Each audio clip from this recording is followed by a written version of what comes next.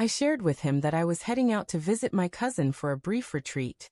It was meant to be a short break from the routine, an opportunity to bond with family and find some calm.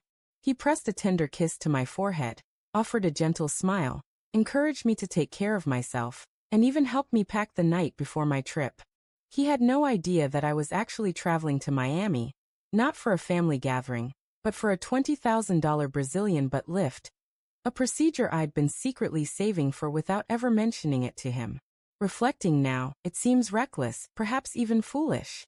But back then, I convinced myself I was making a courageous move toward self-empowerment, something entirely for my own benefit. For years, I'd stood before mirrors, picking apart every imperfection, comparing myself to women I saw online, on the street, everywhere. I reasoned that it was my body, my money, my choice. What I didn't realize was that the real damage wasn't the surgery, it was the dishonesty. I stayed in Miami for 10 days. I told him I was extending my trip to enjoy more time with family. I sent him beach photos I'd found on Instagram, claiming they were my own. I shared pictures of a cozy Airbnb, pretending it was my cousin's home. In truth, I was struggling to walk, grimacing from the pain, dealing with swelling, wrestling with tight compression garments, and navigating a fog of medications. The experience was exhausting, yet I felt an odd sense of empowerment, as if I'd taken charge of my own happiness.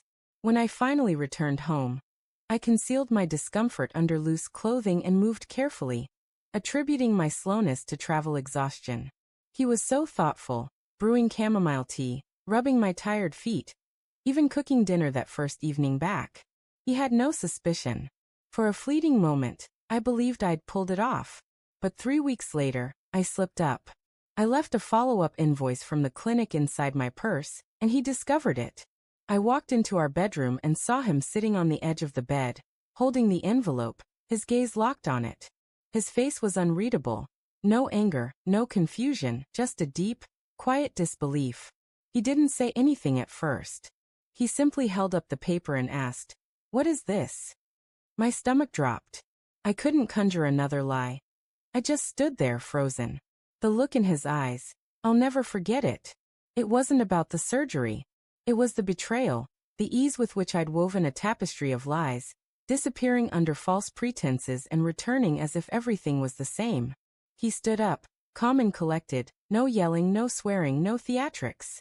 He began packing my things with deliberate care, placing my belongings into boxes, carrying them to the front door, and setting them in the driveway like I was an item to be returned.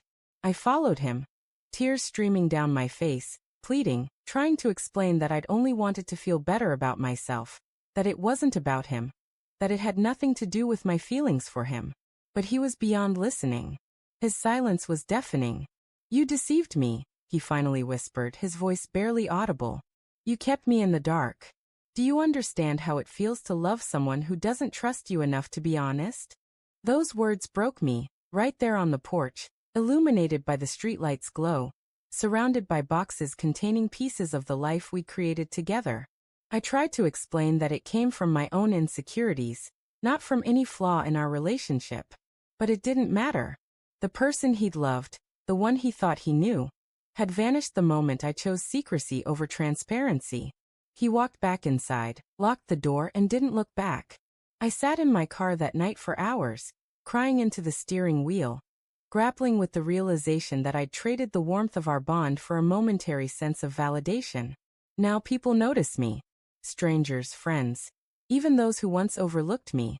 They compliment my appearance, saying I must feel so confident.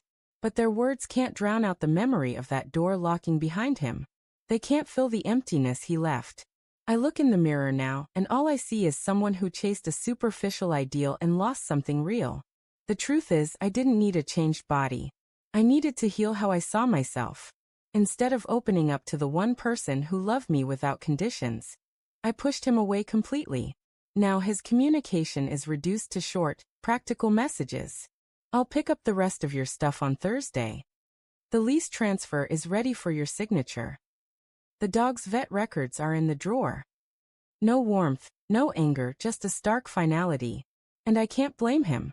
I keep wondering, what if I'd been truthful?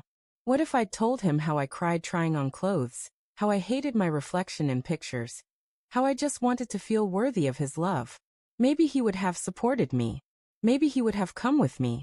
Or maybe he would have reassured me that I was enough as I was. At the very least, I wouldn't have destroyed us with a lie. If you're reading this, if you're with someone who loves you, who shows up for you, who believes in you, don't shut them out. Don't lie because you're scared they won't understand. Because if they truly love you, they'll likely walk with you through your struggles. And if you're thinking about making a major change to yourself, pause and ask why. Is it for healing, or is it for hiding? I was hiding. Now, I'm left with a body others call perfect and a bed that feels unbearably empty. I traded trust for a fleeting boost of confidence. In the end, I lost the only person who ever made me feel truly secure. I don't regret the surgery itself. I regret the person I became to make it happen.